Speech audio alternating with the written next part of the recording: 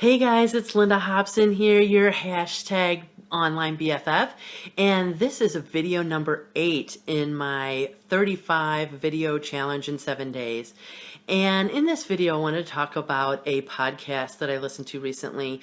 One of my favorite things, my favorite parts of the day is to listen to a podcast series by my friend William Wood.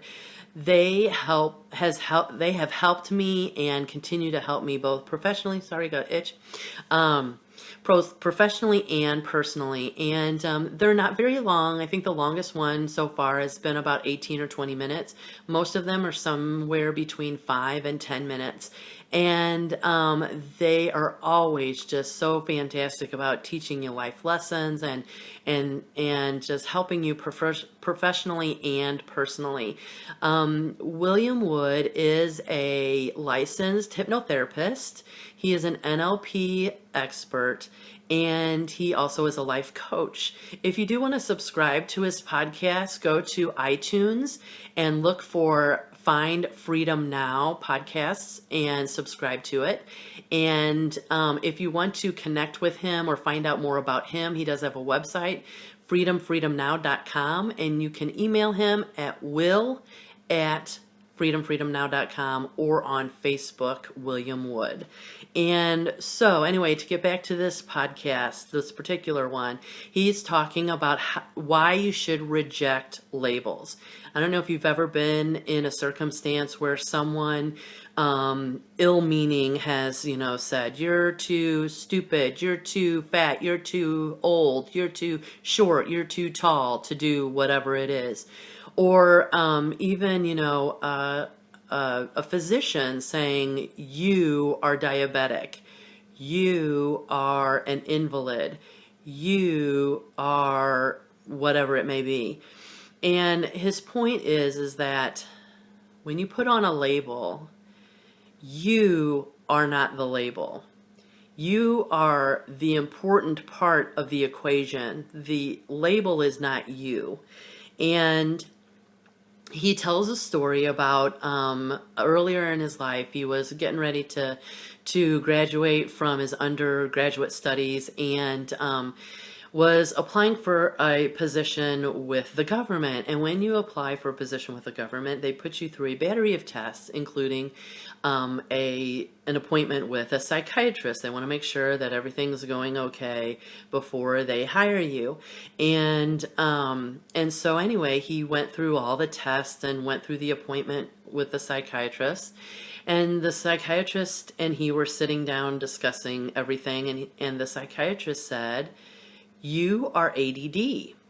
And Will actually laughed and he said, what do you mean? I'm not sure what you mean by that.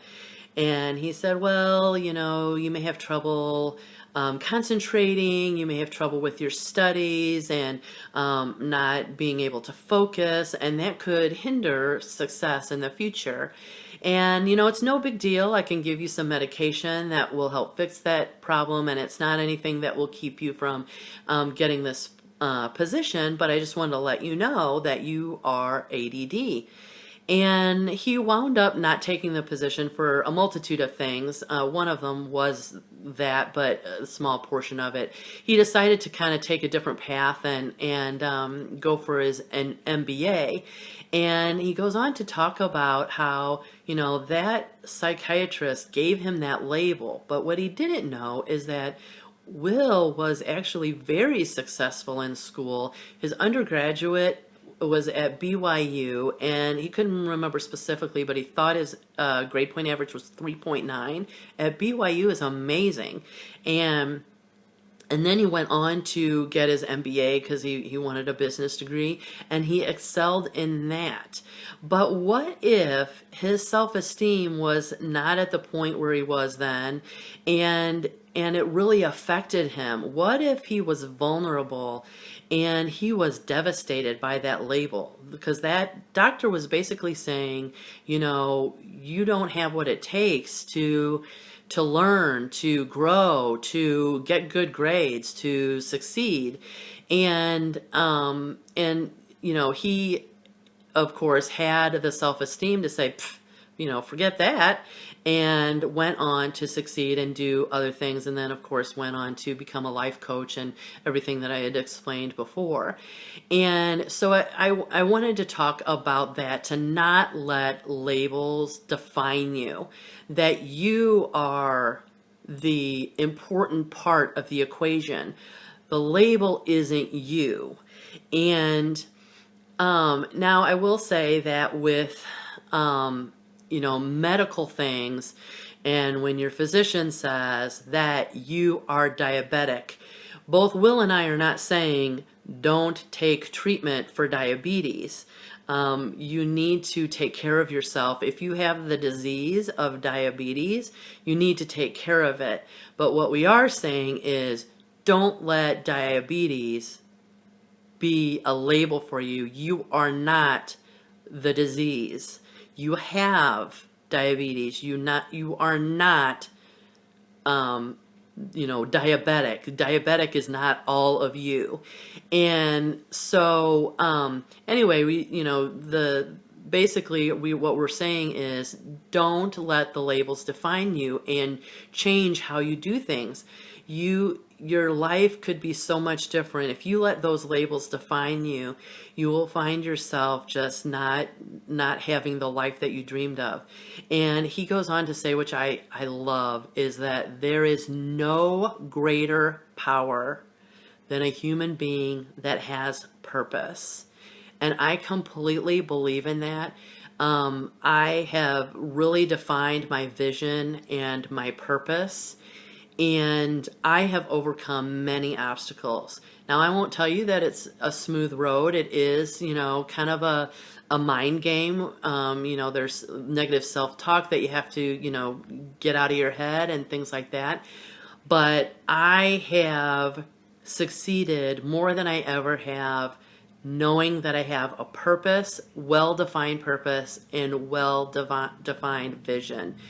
And so don't let those labels define you. You are the important thing. In the particular business that I am in, actually the particular company I'm in, there are people that have overcome so many things. Of course, myself, I feel like I have ADD, and I am overcoming that, and I'm working on actually decreasing the symptoms through some help with Will, as well as, I don't know if I will go on medication. I know it's hard on your body, so, I kind of have to decide whether I want to do that or not. But I also had a very, very bad back injury a few years ago, where if I didn't have surgery, I would never be able to walk again. It was an emergency surgery, and so, of course, I went in for the surgery, and I am blessed to be able to walk, of course. And some days, good days, I can dance and I can exercise, but there are some bad days when the pain really, because I still have some pain issues. But what I don't want is for those things to be my excuse. I can't do that because I hurt. I can't do that because I, have movement limitations sometimes.